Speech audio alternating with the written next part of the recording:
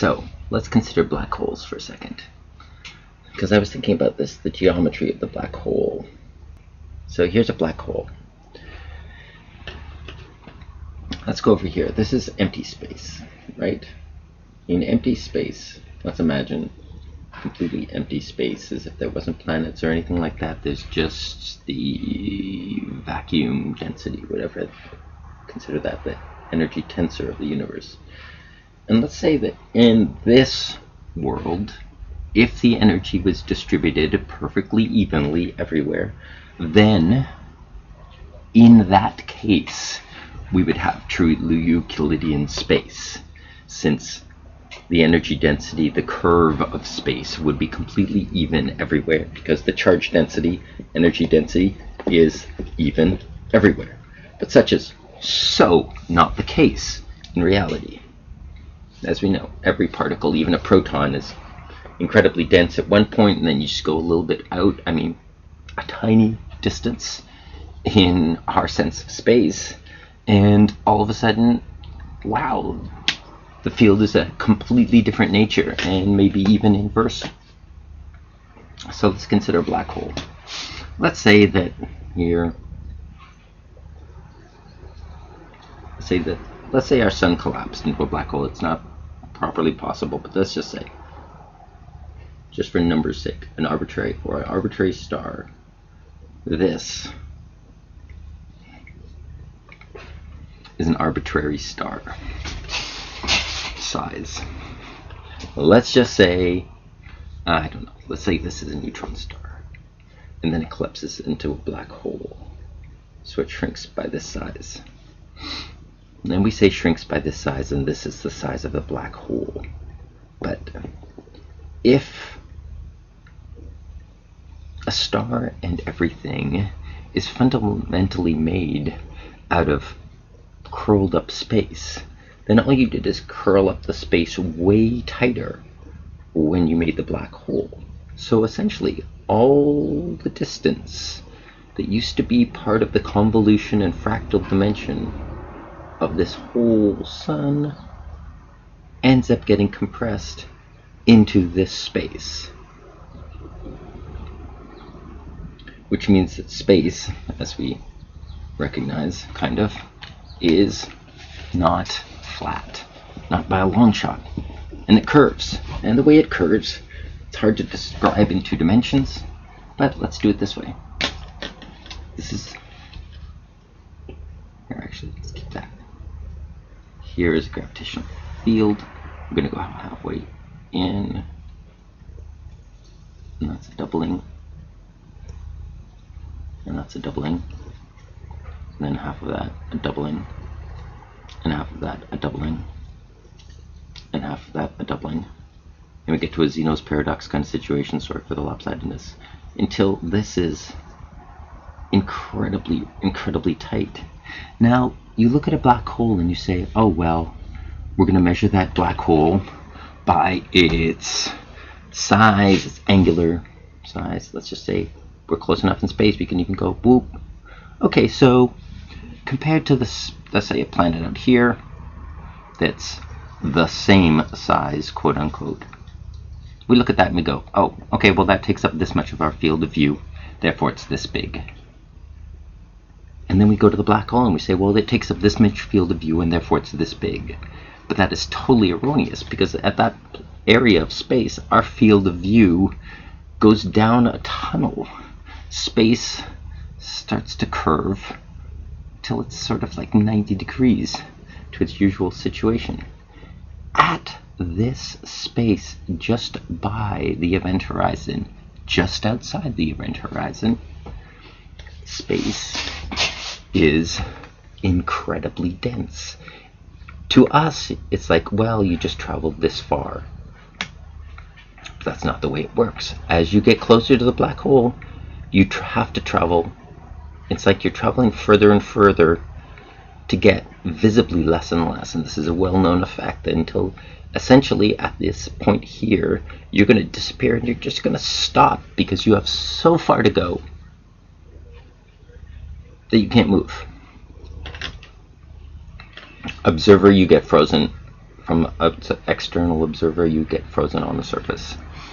But why is that? It's because there is so much space in here. No black hole is that big. And functionally, if this curvature is in fact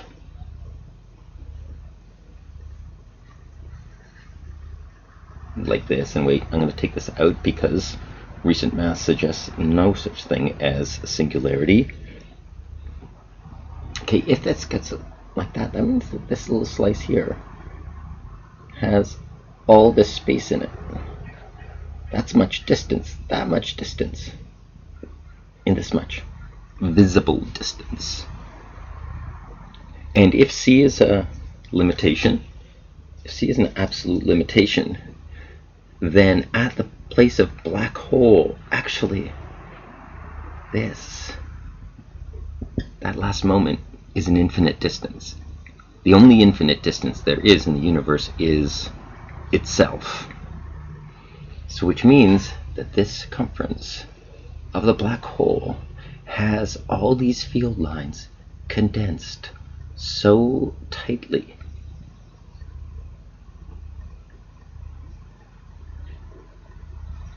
that this surface of the black hole is the surface of the entire universe. This gets curved so dramatically that literally it warps onto the entirety of the universe because this is so dense. This is a straight fall downward right at the last minute. It's literally a straight fall down, which means you fall through the universe back onto the surface of the universe. You're at a point. This is gravity is a condensation area force, right? It brings things together. It moves them towards each other. Space gets curved so that things will gather. That is a fundamental quality of gravity. You can describe it various ways, but fundamentally this is what gravity does. It bends energy and mass towards itself, gathering into a point, attempting to try and gather the whole universe into one point, but of course you hit these little pockets where you've got enough to fall through the universe already. You don't need the whole universe to do it, but there's a universe on that side. Okay. This is a concentration. Which is why I say it's like the other side of every Einstein-Rosen bridge is the entire universe. Because this is a concentration. What is the opposite of focusing onto a singularity? Would be expanding onto everything. Instead of the energy getting focused in here, the exact opposite, which is the wormhole, the white hole. But the white hole is the universe, the entire universe. And I really think that what happens is a neutron, for every neutron that fell into this black hole, a neutron needs to reemerge someplace in the universe to compensate. Like laws of conservation apply. So a neutron appears in the flattest section of space imaginable.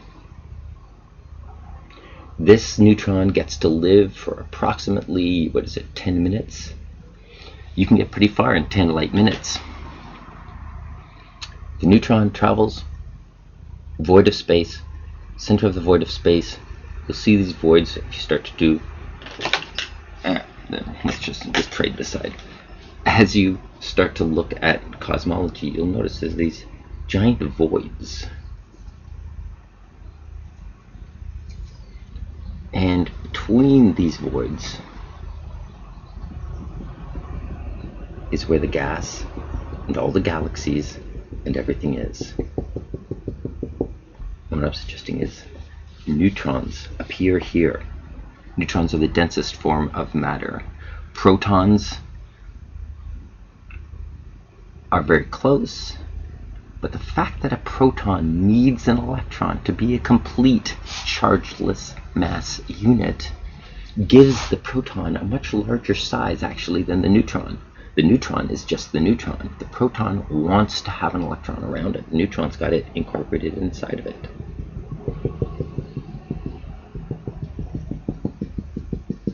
And these are voids, and these are well known. You can look them up in cosmology. What I'm suggesting is that a neutron falls out of here, gets to travel approximately 10 light minutes, then decomposes into a proton and an electron, primordial hydrogen. This hydrogen starts to form into the nebulae and galaxies, etc., probably using basically plasma physics and a couple of other effects. Primordial hydrogen condenses, blah blah blah, cycle of universe, falls into a black hole, re-emerges,